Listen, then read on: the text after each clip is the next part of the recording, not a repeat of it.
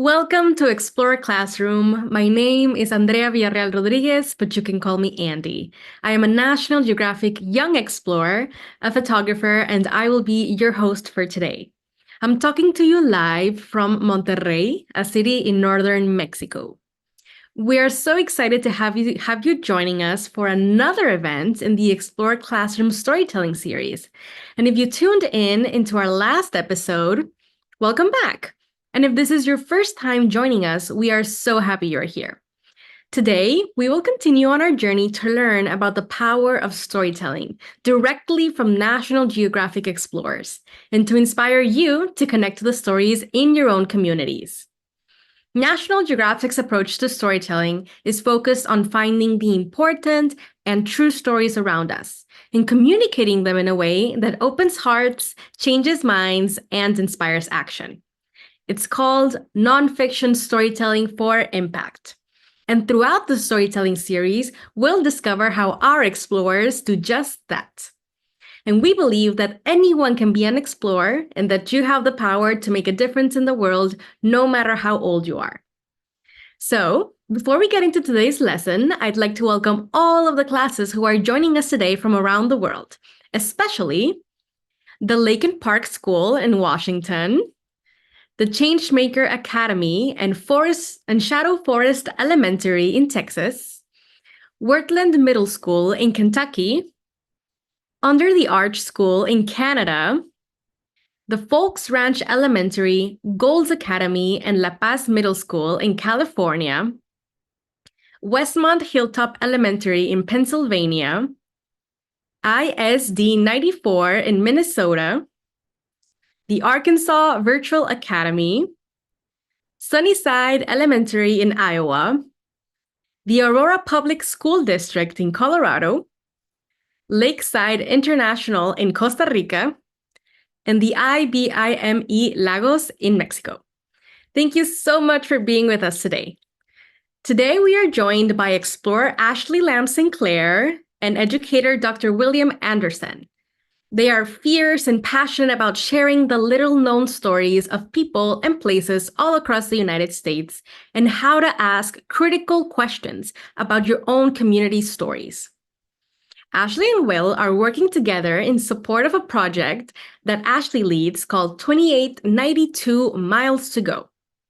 2892 is a place-based education program that connects young people with educators and leaders to co-create solutions to address environmental, social, and cultural issues impacting their communities. Ashley and Will are currently collaborating in Denver, Colorado, but 2892 takes Ashley to many locations across the United States, including the places that you can see here on the map: Hawaii, Oklahoma, Texas, and Minnesota, just to name a few. And today, Ashley and Will be joining us live to tell us more about 2892 and the wonderful work happening in Denver. But first, Ashley will take us into the field to learn how exploring communities help us tell our story of place. So let's connect with Ashley. Hey everyone, my name is Ashley Lamb-Sinclair and I am a National Geographic explorer and I get to lead a project called 2892 Miles to Go. 2892 Miles to Go is about telling stories of the past, the present, and the future in communities all over the United States. I'm standing here right now in a park near my home. And a lot of times you don't think about places like parks or school buildings or other community places and how they have stories all around them and within them. But when you think about the past, it's really interesting to consider who came before me, who lived on this land before I did, and the people in my community did. That's what we do at 2892. We ask questions about what's around us and where we're from. And that's what we want you to do as well. So I'm going to go on a journey in my community and I want you to come with me. I'm going to consider all the interesting stories that maybe I hadn't thought about before in my community. And that's what we hope you will do with us as well. This is where a world famous athlete from my community got his start. He was just a kid and someone stole his bike, and he was so mad that he decided he was going to do something about it. So he started training in his sport. And that bike up there commemorates his beginning. Okay, behind me there's a statue of a man who is a famous historical figure in the United States and is also the namesake of the county where I live. And one thing you can think about when it comes to understanding the story of place in your community is to think about names. Who is your town named for? What are the street names around you? Who are they named after? And also, what are buildings in your community named of? Even your own school. Understanding the people who have left a footprint in your community through the way their names are being used is a really important way to understand story of place. And this particular person is a little complicated, and some people don't like the fact that our community is named after him. And so it becomes a really tricky conversation, but also one that helps you have a better understanding of where you are and the stories that matter there. Who's being left in, who's being left out of those stories, and who is the one that gets to tell them? Those are important questions to ask. Remember that I told you about that famous athlete who's from my hometown? Well, behind me is a bridge that rumor has it, when that athlete returned to our hometown, this hometown, his hometown, in 1960 with a gold medal from the Olympics, he was so frustrated because at the time, he didn't have the same rights as other people in this community, and he couldn't even eat at restaurants or go to places that other people were allowed to go to. And he was so angry and frustrated at his community that he is said to have tossed that gold medal into this river, where maybe it still remains today. So we just heard from Ashley about the importance of asking questions to learn more about the communities in which we live. And Ashley shared 3 different stories that she has learned to introduce you to her community. She told us about a world-famous athlete who had his bike stolen, and that inspired him to train for his sport. She also told us the story of a local statue that is a famous historical figure but remains controversial in the community. And finally, Ashley shared the story about an athlete who threw his Olympic gold medal off a bridge because of the injustices in his community.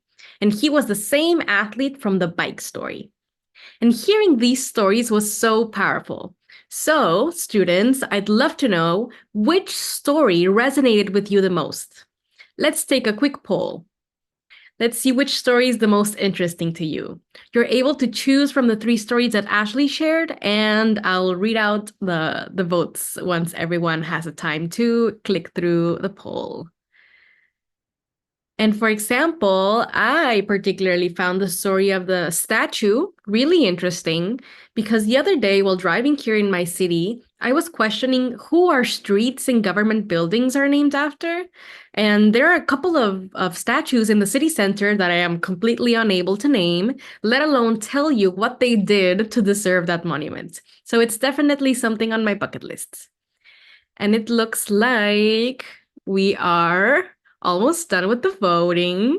And the bridge story is probably going to be the winner with over 80% of your votes. And I agree that it's a very intriguing story. And we also have some votes for the bike story.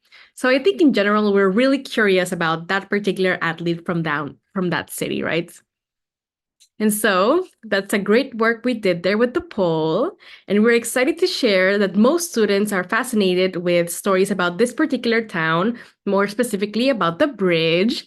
And we are excited to have Ashley and Will here live to share more about their work and answer all of your questions.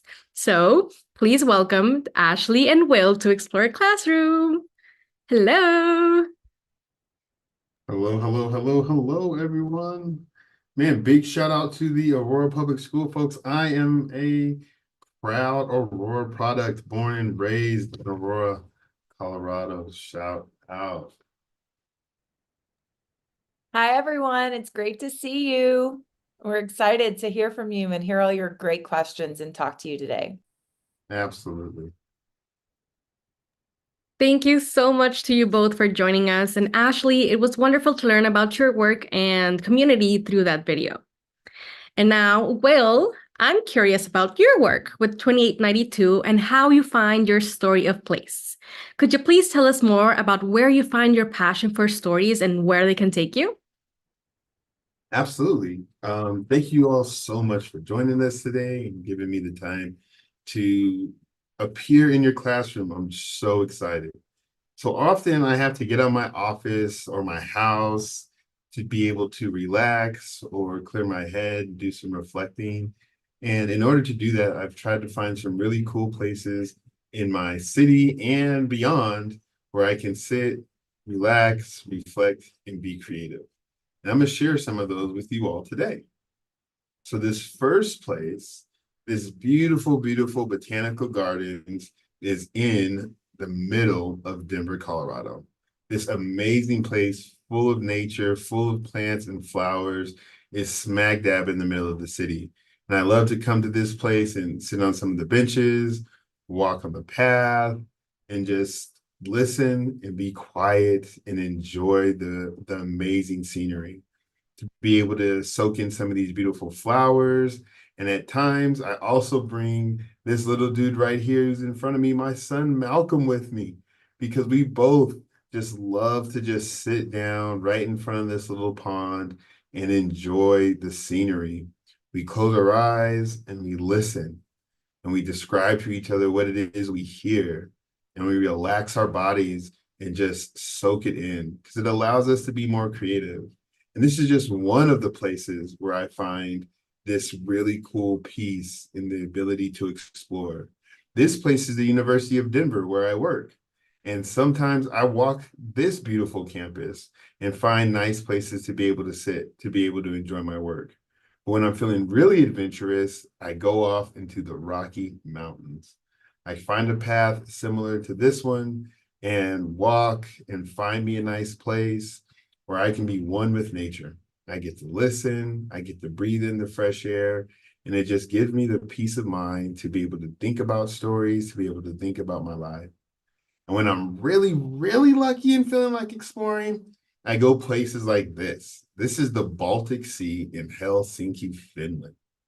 This amazing yet chilly place is an awesome space where I got to just sit, reflect, and create.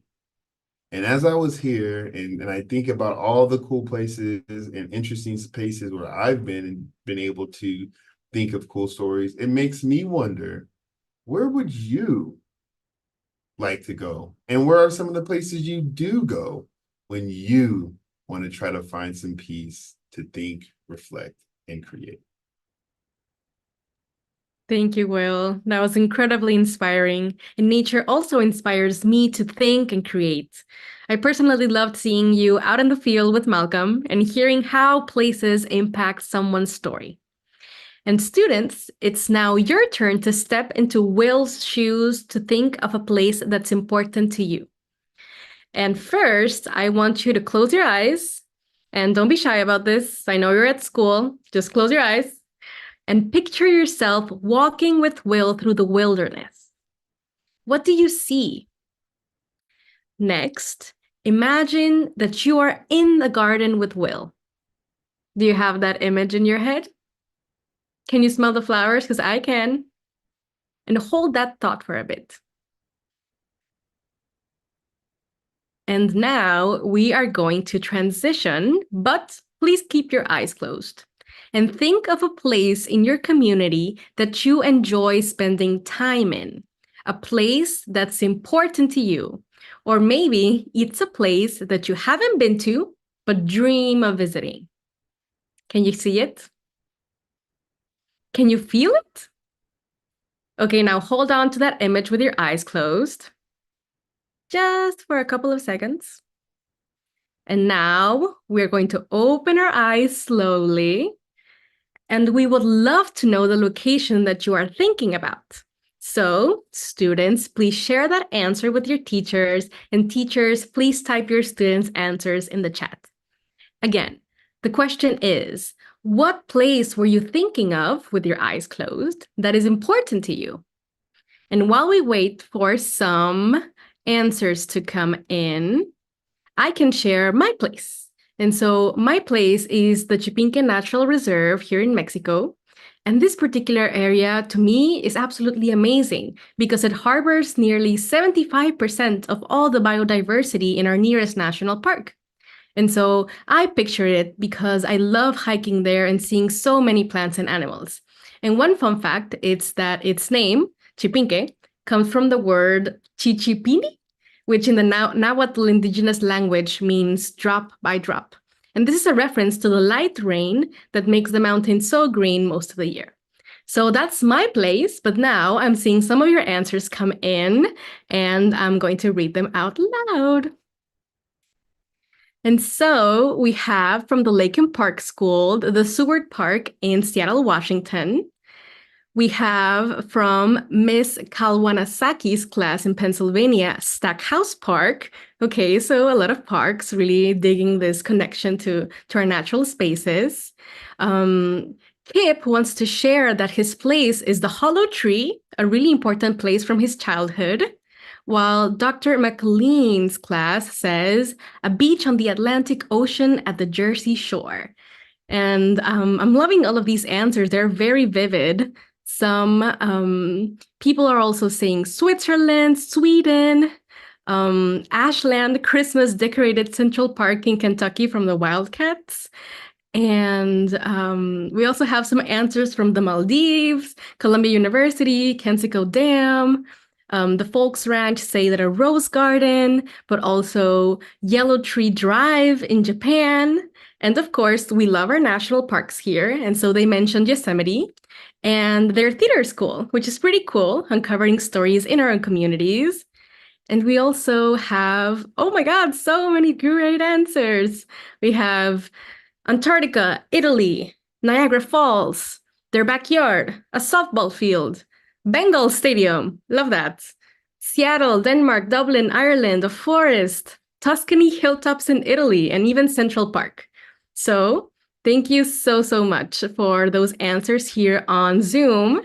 And from YouTube, we have that Josiah's favorite place is his house, and that it's also his birthday. So happy birthday to you, and thank you so much to everyone for sharing your really wonderful answers. And I love how all the young explorers joining us today all have a deep connection to this notion of place. And this is making me think of the stories that Ashley shared with us at the beginning of the show. And you may have noticed that we didn't reveal where Ashley was, and all those stories are connected to one place. And we heard from the poll that students were super curious to hear more, especially about the bridge story.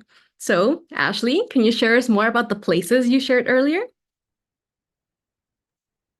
Yes, I'm so excited to tell you more. And I'm also excited to hear all the places that are in your mind, the places that excite you where you want to go. Great conversation.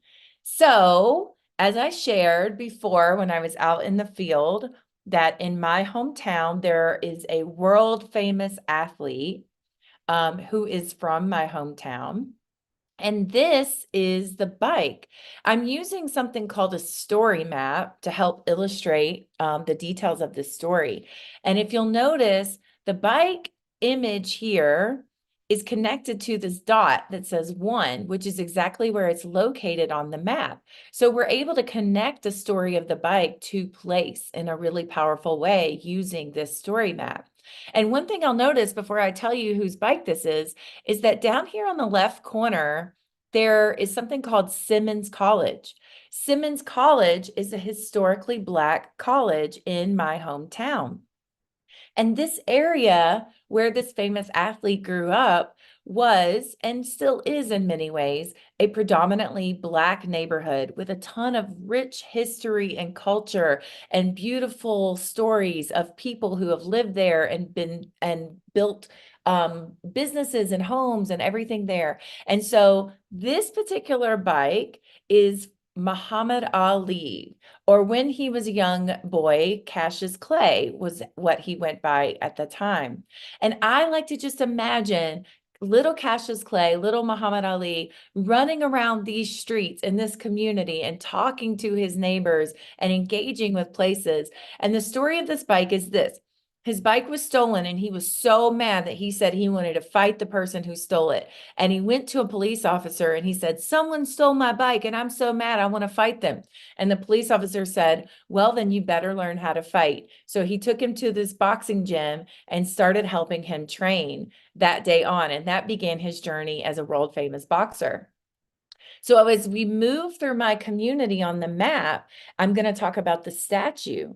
So the statue is actually of Thomas Jefferson, who is a founding father of the United States of America, but also a controversial figure because of some of the decisions that he made in his life and the way he lived his life, and how some people were excluded from the conversation under Thomas Jefferson's rule, or not rule, I'm sorry, but leadership. And so it is a controversial topic, but thinking about place and people in our community and street names, if you'll see there in the same area where this statue of Thomas Jefferson is located, is a street called Muhammad Ali Boulevard. So we have these stories of people growing up in the community who then become namesakes, and their names become important as we continue to explore and create our own stories in those same communities. And lastly, the famous bridge. This is called the 2nd Street Bridge. It's across the Ohio River. And Muhammad Ali, the same person from the bike story, once he trained and became a world famous athlete, he went to the Olympics in 1960 and he won gold medal in the Olympics. But when he came back to Louisville, he could not eat at many restaurants, and he was asked to leave because he was Black, and at the time, Louisville was segregated. And he was so angry that he represented his city, his community, on the world stage, and he won this gold in honor of his beloved hometown, and he wasn't even able to have a meal in his city. And he was so mad that he went to the bridge and he tossed his gold medal into the river. Now, that is a rumor. No one knows for sure. Ali never admitted in his lifetime what really happened to the gold medal, but it was lost and it was never recovered. And so, if you don't know, I am in Louisville, Kentucky, which is one of the places that 2892 operates. And those are stories from my community where I live in Louisville. And so now Will is going to share a little bit about where we are together. I'm actually here right now in Denver with Will, and he's going to share a little bit about the work we're doing together here in Denver under his leadership. Thanks so much, Ashley. Love hearing that story about Muhammad Ali, one of my favorite sports icons of all time. So the pictures that you're looking at now are of students and community members in a historic neighborhood in Denver, Colorado, the 5 Points. What these pictures are of students taking a community tour or a neighborhood tour of the East Side, as it's known to us locals, and just learning some of the rich history of this place and of this space.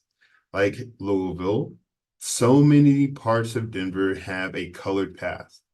Some of it is really beautiful. It highlights the strength and power of the community. And some of our elders here are telling the stories of those spaces to our students.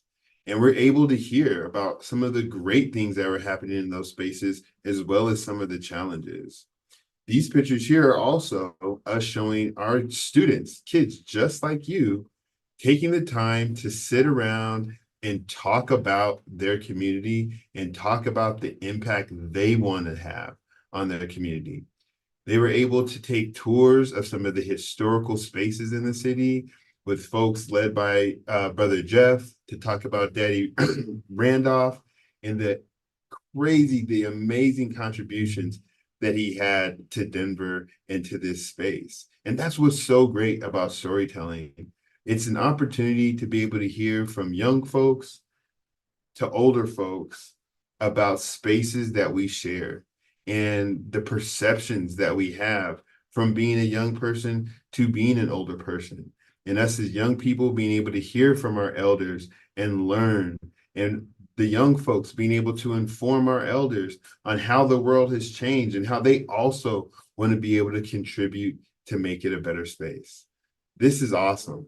And this work that these kids are doing is great. But I'm sure it's similar to a lot of the great ideas and the great thinking that you have about your place. So I wonder, what do you think are some of those spaces in your community? I want you to think about some of those places and spaces where you're from that come to mind that might tell some amazing stories about where you live and the people who occupy that space. Thank you, Will. That's so well put. And we are so excited. So these students that Will is talking about who have gone on this community walk and learned more about their community of Denver get to present what they've learned tomorrow to a big audience of people. So it's really exciting. And so that's just a little bit about where the work we do at 2892 and how we put our energy into exploring stories of place. And we want to elevate young people so that they can learn where they are as well. And so some of the places where we've been have been Denver, obviously, Arvin, California, and Lamont, across the state of Minnesota, beginning in the city of St. Paul, all the way to Hawaii, where people, children, young people and adults get to work together to collect and understand and explore many of these stories. And so where are we going with 2892? Well, anywhere. We can go anywhere, because one of the things that we believe with 2892 is that everyone has a mile. Everyone has a mile that belongs to them, that has a story, a history, some impact, like Will said, some impact that you want to contribute to that mile. And so where we go next is wherever young people like you want to bring this work and want to uncover and tell stories of place. It's so important when you tell powerful stories to integrate place, because we would not be who we are without understanding where we live and where we come from. And so that's the work that we do at 2892. And that's the work that we hope that will inspire you to do as well. And we can't wait to hear your questions and see the kind of contributions you make to your mile too. So thank you for taking time and listening with us today. Thank you so much, Ashley and Will. And that was completely fascinating. I have to start personally thinking about my mile, and there is so much to learn about the untold stories from communities all around the world. And this makes me wonder about all the educators and students joining us today. And you have all identified a place that you've been to or want to visit that is important to you. And now our question is, what story do you want to tell or discover about that specific place? So please tell your teachers, and teachers, please let us know in the chat. Again, the question is, what story do you want to tell or discover about the place you shared earlier? And for example, while we wait for some answers to come in, remember what I shared about the Chipinque Natural Reserve? Well, I have hiked there with my mom since I was 8. So that's 15 years of memories. And I would love to hear the stories of other people who have a special connection to this place. And it may be forest rangers who work there, but also casual visitors, climbers, and bikers, or even kids who just love visiting to look at the flowers. And so that's my story with my place, and I would love to hear some of yours. So let's take a look at the chat. We have, okay, so the hollow tree that Kip mentioned earlier was actually the place where he used to hang out with his friends as a kid. And so he has very vivid memories about climbing that tree and carving their names on the side. And so that's really beautiful, Kip. Thank you so much for sharing. And so Mikey from Dr. McLean's class is wondering if the ocean soothes other people's anxiety like it does his. And that's a beautiful question and a great project that I would love to see. So thank you so much for sharing, Mikey. And McSmith's grade 8s want to recognize the historical significance of the park they shared earlier, how many people died, and what were their names and their stories. And that's definitely something that's very important to uncover for a community. And Jerome from the Laken Park School says that his memories of Switzerland are of hiking and having fun.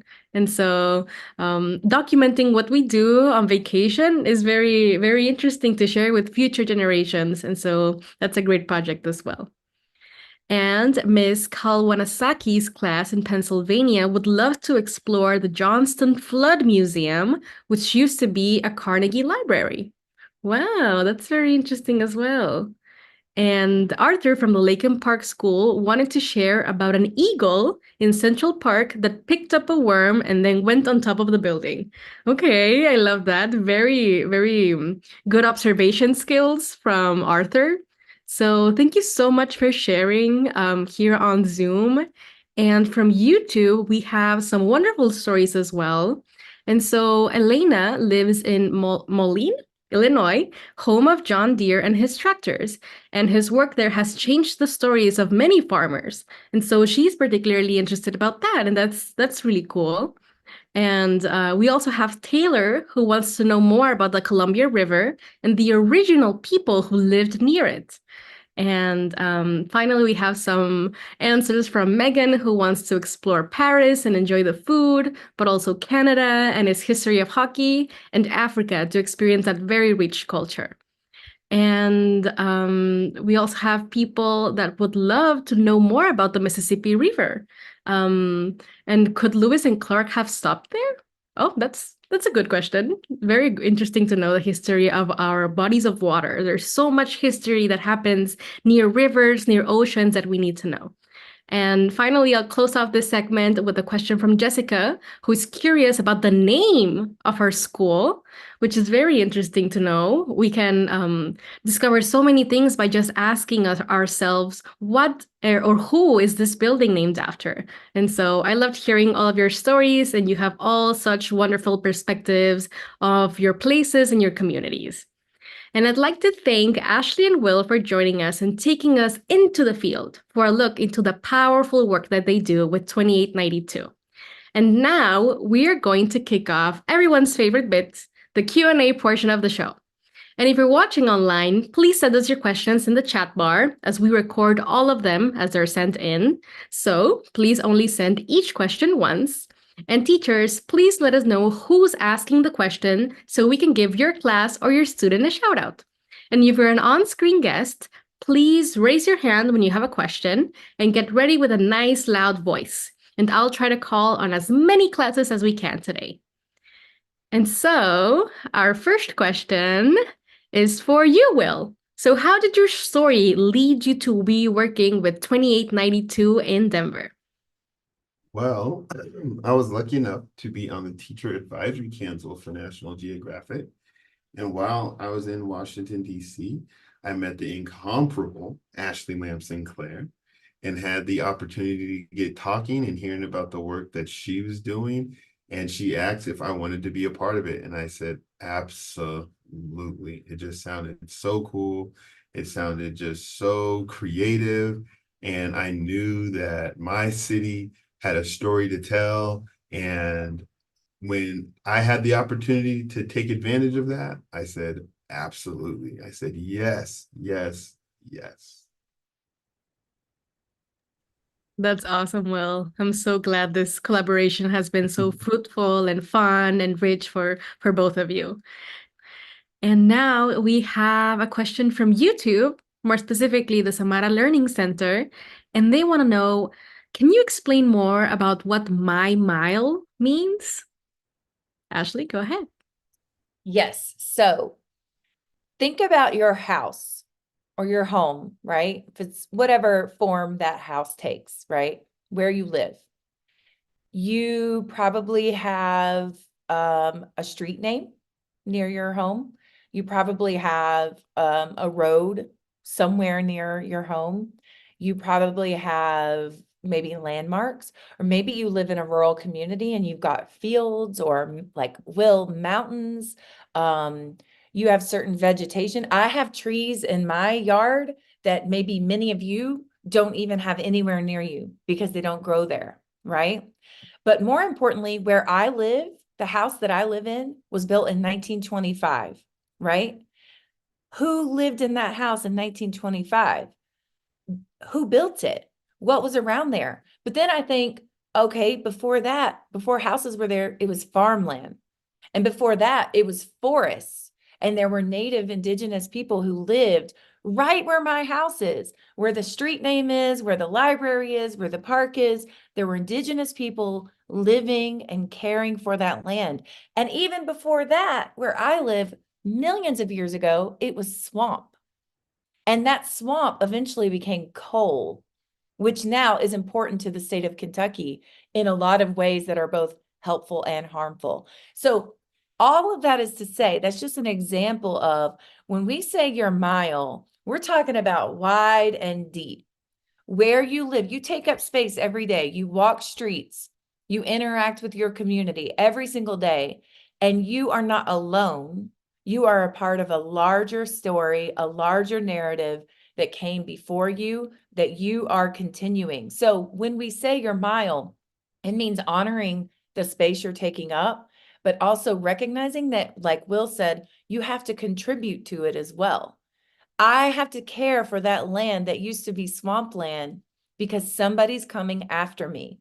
And I have to think about how am I contributing to the land, to the community? How am I creating a positive story? And that's what we mean by what's your mile.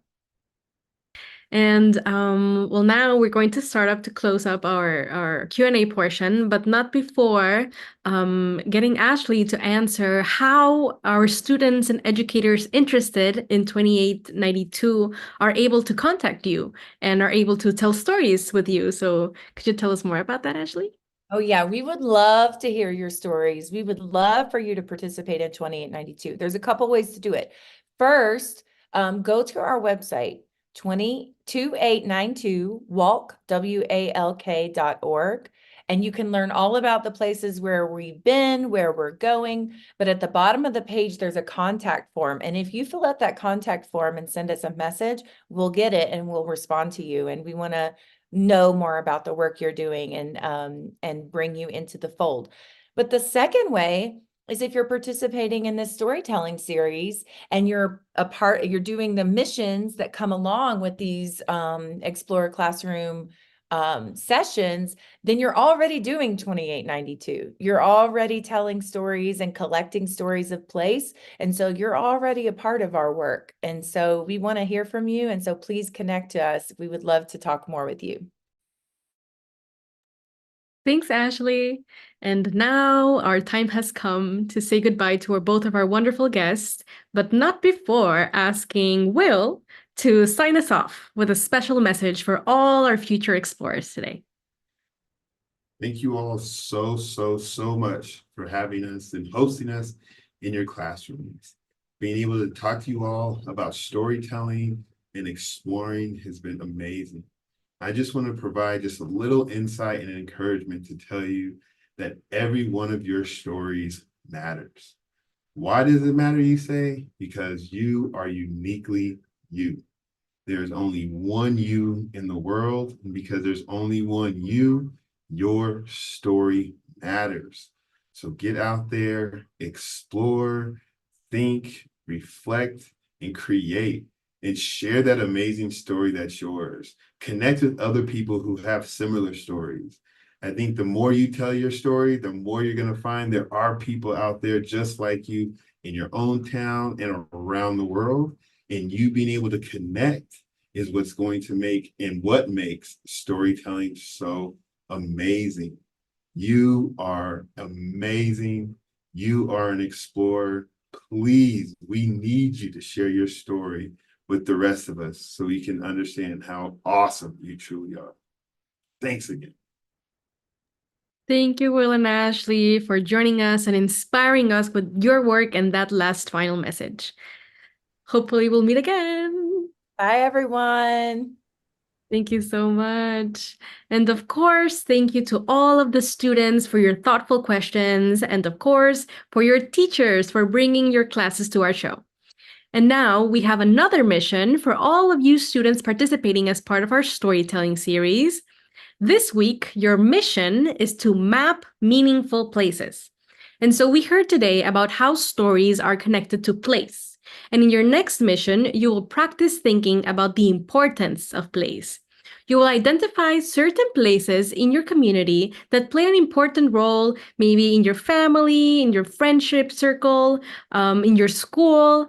And then you will plot all of those places on a map, and you will be surprised by what patterns emerge. So teachers, please use the Educator Mission Guide to learn more about this mission, and we are dropping a link to the guide in the chat right now. It would also be linked in all email communication from us throughout the series for easy access. Thank you again for joining us for the third episode of the Explorer Classroom Storytelling Series. Next week, we will be joined by explorer Muhammad Muhaisen to learn how photography can be a powerful tool for inspiring change. Have a wonderful day, everyone. Please stay curious and keep exploring, and we'll see you next time on Explorer Classroom. Thank you.